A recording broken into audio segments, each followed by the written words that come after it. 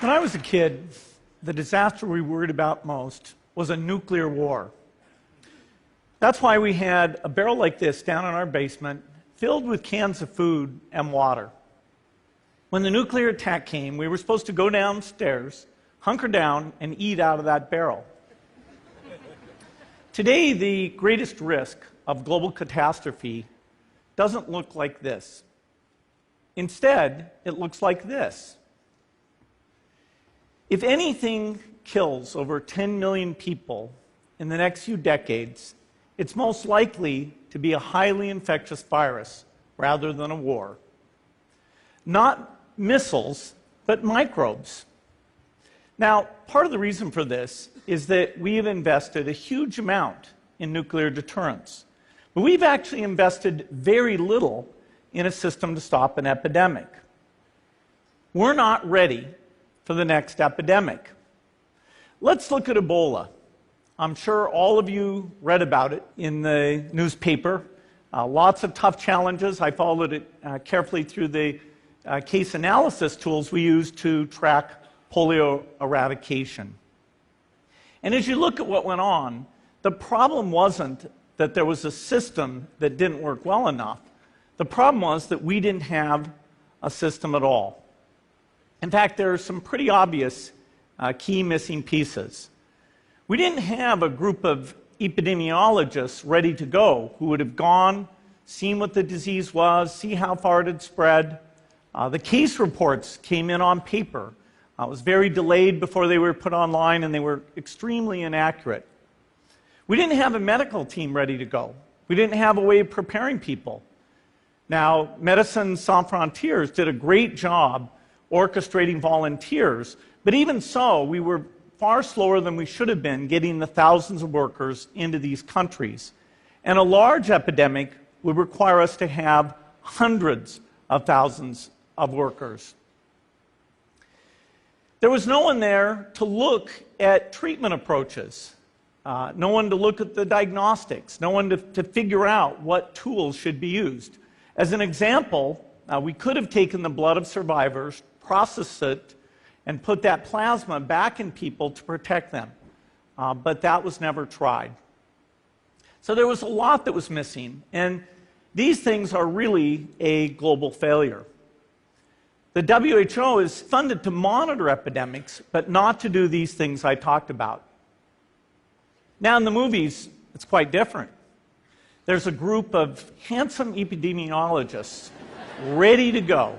They move in, they save the day, but that's just pure Hollywood.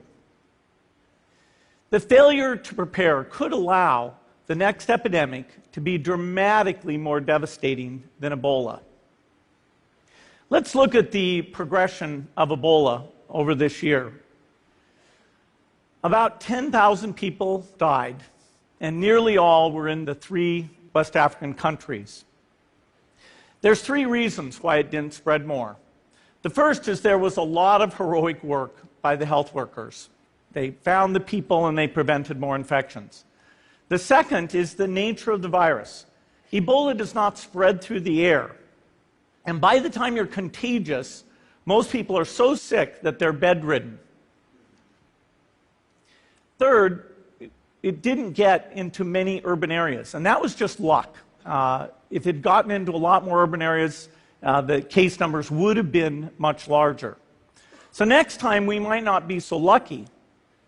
You can have a virus where people feel well enough while they're infectious that they get on a plane or they go to a market. The source of the virus could be a natural epidemic like Ebola, or it could be bioterrorism.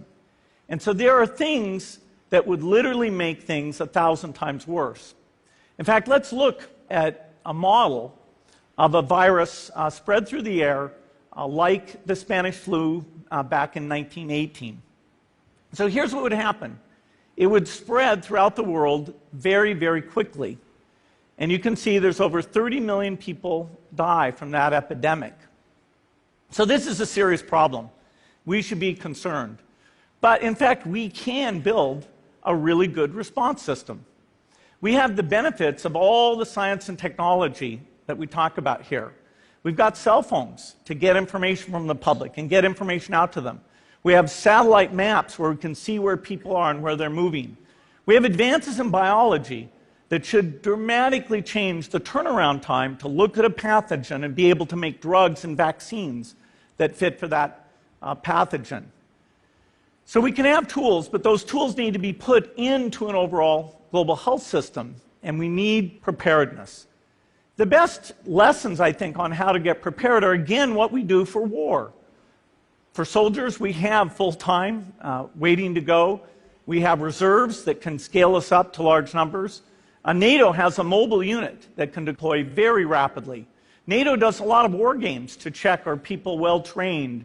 Do they understand about fuel and logistics and the same radio frequencies? So they are absolutely ready to go. So those are the kinds of things we need to deal with an epidemic. What are the key pieces? First is we need strong health systems in poor countries. That's where mothers can give birth safely, kids can get all their vaccines, but also where we'll see the outbreak very early on. We need a medical reserve corps. Lots of people who've got the training and background who are ready to go with the expertise. And then we need to pair those medical people with the military, taking advantage of the military's ability to move fast, do logistics, and secure areas. We need to do simulations, germ games, not war games, so that we see where the holes are. The last time a germ game was done in the United States was back in 2001, and it didn't go so well. So far, the score is germs 1, people 0. Finally, we need lots of advanced R&D in areas of vaccines and diagnostics. There are some big breakthroughs, like adeno-associated virus, that could work very, very quickly. Now, I don't have an exact budget for what this would cost, but I'm quite sure it's very modest compared to the potential harm. The World Bank estimates that if we have a worldwide flu epidemic, global wealth will go down by over $3 trillion, and we'd have millions and millions of deaths. These investments offer significant benefits beyond just being ready for the epidemic. The primary health care, the R&D, those things would reduce global health equity and make the world more just as well as more safe. So I think this should absolutely be a priority. There's no need to panic. We don't have to hoard cans of spaghetti or go down into the basement. But we need to get going because time is not on our side. In fact, if there's one positive thing that can come out of the Ebola epidemic, it's that it can serve as an early warning, a wake-up call to get ready. If we start now, we can be ready for the next epidemic. Thank you.